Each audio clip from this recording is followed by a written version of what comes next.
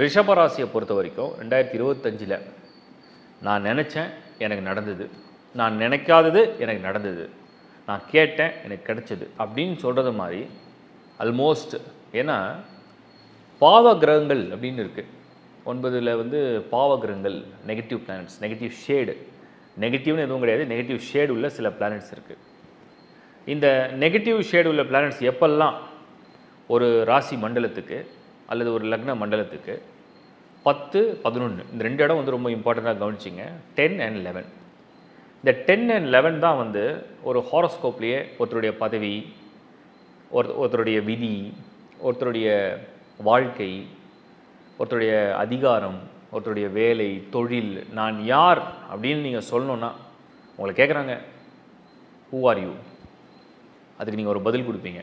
ஒரு visiting card, ஒரு business card. So ஒரு கார்டு கொடுக்குறீங்கன்னா, இல்லை ஒரு ஐடி கார்டை காமிக்கிறீங்கன்னு சொன்னால் நீங்கள் யார் அப்படின்னா அதில் இருக்கும். அதுதான் 10th house. அதுலேருந்து கிடைக்கக்கூடிய அட்வான்டேஜ், வெல்த் அண்ட் க்ரோத், அதுதான் 11th house. So 10th house and 11th house, நான் எவ்ரி வீடியோவில் ஏதாவது ஒரு ஹவுஸை பற்றி பேசிகிட்டே இருக்கேன். உங்களுக்கு அஸ்ட்ராலஜி கொஞ்சம் ஈஸியாக புரியணும் தான் நான் அதெல்லாம் கனெக்ட் பண்ணி சொல்கிறேன். ஸோ 10 and 11ல் வந்து பாவகிரகங்கள் வந்துடுச்சுன்னா, பாவகிரகங்கள்லாம் என்னென்னா அது ஒரு நெகட்டிவ் ஷேடு, ஒரு ஃபோர்ஸ் இருக்கும். இப்போது புலி இருக்குது, சிங்கம் இருக்குது.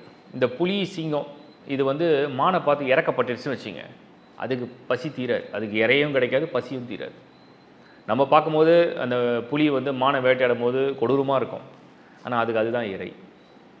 அப்போ ரிஷபத்துக்கு நான் என்ன சொல்கிறேன்னா, இந்த பாவ கிரகங்கள் ராகு ரிஷபத்துக்கு 10ஆம் இடத்துல 2025 வருவார். சனி அதே ரிஷபத்துக்கு 11th ஹவுஸில் 2025 அவரும் வந்துடுவார். 2 பாவகிரகங்கள் 10 and 11ல் ஃபில் ஆகிடும். இதுதான் உங்களோட டைம். இந்த 2025 தான் உங்களுடைய நேரம். நீங்கள் யாருன்னு நிரூபிக்கணும். உங்களுடைய பவர் என்ன, உங்களுடைய நாலேஜ் என்ன, உங்களுடைய திறமை என்ன, உங்களுடைய ஆற்றல் என்ன, உங்களுக்குள்ளே என்ன இருக்குது அப்படிங்கிறத நீங்கள் வெளியில் கொண்டு வரத்துக்கு ஒரு சரியான தருணம், ஒரு சரியான நேரம் 2025. இதை விட்டால் வேறு நேரம் இல்லைன்னு கூட சொல்லலாம். சரியான வருஷம். ஏன்னா 2 முக்கியமான, அதாவது பாவ கிரகங்களே இன்னும் 2 பேர் இருக்காங்க. அதில் ஒருத்தர் வந்து செவ்வாய் இருக்கார், இன்னொன்று கேது இருக்கார், அப்புறம் சூரியனையும் மிதமான பாவரை தான் எடுத்துக்கிறோம்.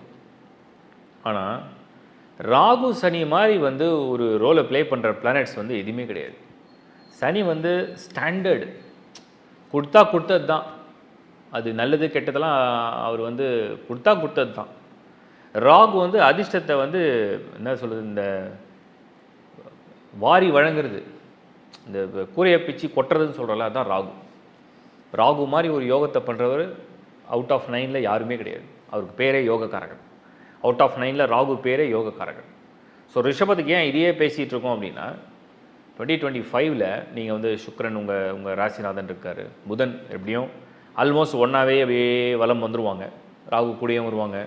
இதில் ஒரு பெரிய விஷயம் இருக்குது. ரிஷபத்துக்கு வந்து சுக்கிரன் ராகு ஃபெப்ரவரிலாம் 2025ல் கன்ஜெக்ஷன் ஆகிடும்.